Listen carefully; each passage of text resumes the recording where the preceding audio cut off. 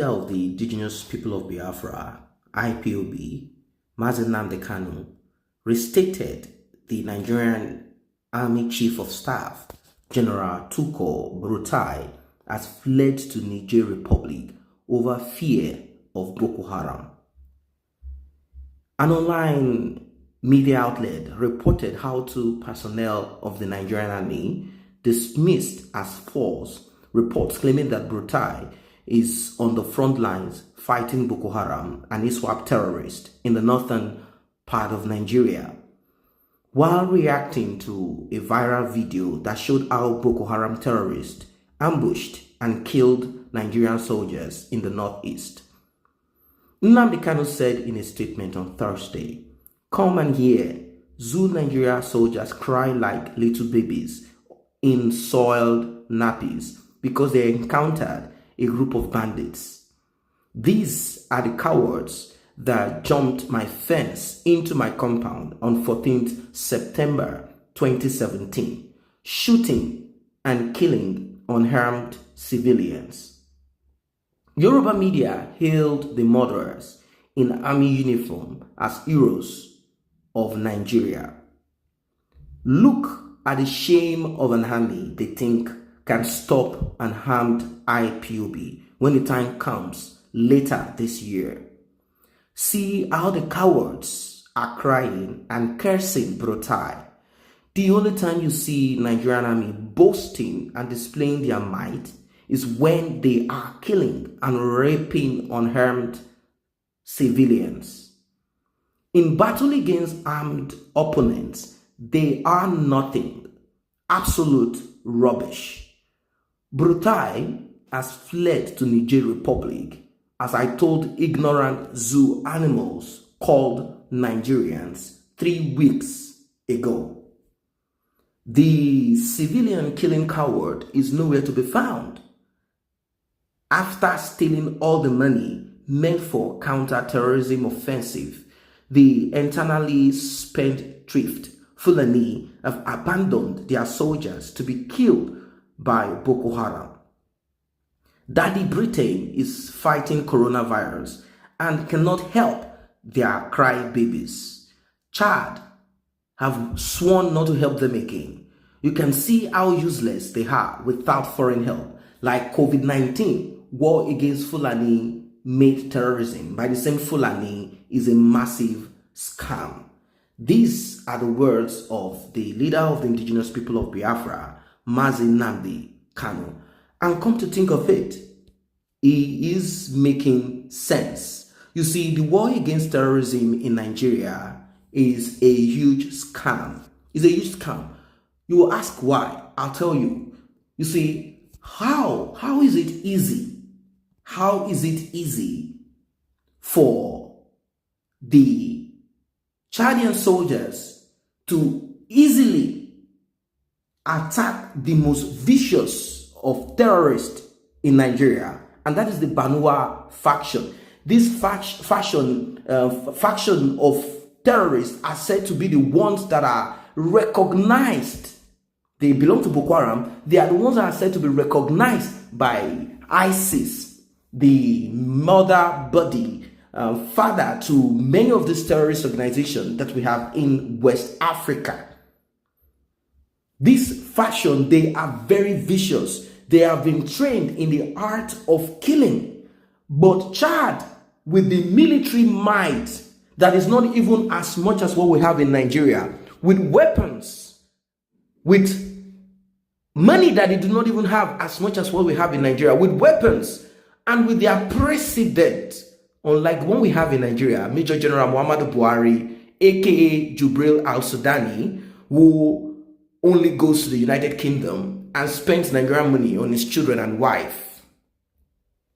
This man went on the forefront and they destabilized, they crushed Boko Haram. They killed members of this terrorist group and they caught some of them alive and took their weapons. And they even vowed that they weren't going to release any of those people to the Nigerian army, because if they do, they will come back to hurt them. What does that tell you? Now look at the number of military that we have in Nigeria. the foot soldiers, we have the Air Force. Look at the number of equipments that Nigeria could have gotten. Now, Buhari is quick to point out, or Jubril is quick to point out, that the last administration of Goodluck Ebele Jonathan stole a lot of billions of dollars that was supposed to be used in purchase of weapons, and they shared it amongst themselves. That is true. That part is true. They shared the money amongst themselves. They spent the money. And when you look deep at it, you will come to realize that the fight against terrorism in Nigeria may never come to an end, because it is basically a business. It is a business for some Islamic clerics. It's a business for some criminals in the military. It's a business for politicians, for religious clerics. So that's why Boko Haram, ISWAP, and the rest of these terrorist bodies will never go. And now that Chad has decided to push back and they are not ready to, fight anymore, what will the Nigerian soldiers do? You can see many of them crying. The last video, the guy got to a point whereby he was laying curses. That means he wasn't afraid to be court-martialed. He wasn't afraid of anything any longer. And the military, they realized that this is going to break down their morale. And they said that the guy is going to go for counseling with the other mate, that they are going to go for counseling and rehabilitation and all of that, that these things will happen when soldiers crack during war. And they said all of this. Let us see what will become of these soldiers. Either they will be redeployed somewhere else or something, because they need to keep their business center active. They need to keep gullible people out there believing that the Nigerian soldiers, I'm talking of their generals, are working or they are doing something productive for the country. They are not doing anything. It's just a pity that these Nigerian soldiers, kudos to them, we should clap for them. Many of them went into this probably because there wasn't any job for them. Some felt that the military job is something that's going to give them that power, based on the military regime that we had. Some joined because they needed to serve the nation. And at the end of the day, whatever reason you join for, when you are out there facing insurgency, when you are out there facing terrorism that will never go away, terrorism that have upper hand, not because they have better equipment, per se. Let's assume they have better equipment even than the Nigerian army, because what we heard is that they are giving them substandard equipment. But the most painful part of it is that information have already been given to them. Information has already been given to the criminals, to the terrorists. Information has been given to them already. And that exactly is what that military guy was pointing out. He said the soldiers, the Nigerian army, and I'm talking of the head, he's talking about from BURUTAI to the rest of them, they have sold us. Nigerian army has killed us. Why is this man saying this? Because he knows that there wasn't any reason for those terrorists to have ambushed them there.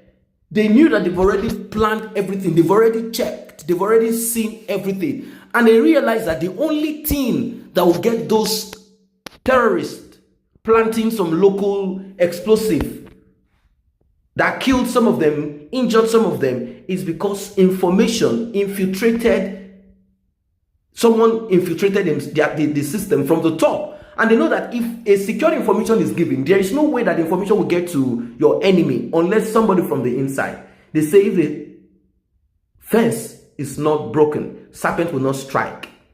It is that animal, that rat, that person inside that goes out there to expose, to show the weakness of the people inside. And that's exactly what happened. So there's nothing that the Nigerian army wants to say to repair this. The truth of the matter is that they have saboteurs amongst them, among their ranks, that are making money out of this, and they are bent on making sure that Boko Haram terrorism does not go away. And now, according to Nnamdi Kanu, BURUTAI has fled to Niger Republic.